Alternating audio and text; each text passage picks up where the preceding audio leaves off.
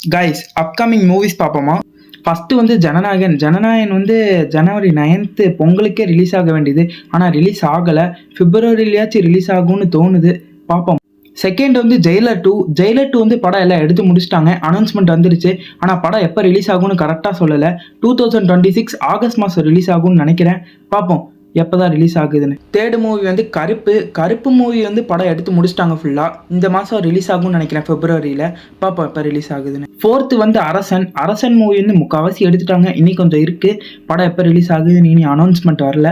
படம் எப்போ ரிலீஸ் ஆகுதுன்னு பார்ப்போம். லவ் இன்சூரன்ஸ் கம்பெனி அந்த படம் வந்து தீபாவளிக்கு ரிலீஸ் ஆக வேண்டியது, ஆனால் ரிலீஸ் ஆகலை.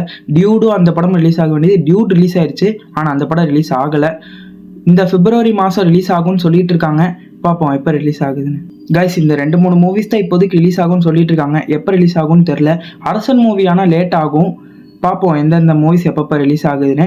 அப்புறம் இந்த மாதிரி மூவிஸ் கண்டென்ட்டுக்கு என்னை சப்ஸ்கிரைப் பண்ணிக்கோங்க, ஃபாலோ பண்ணுங்கள்.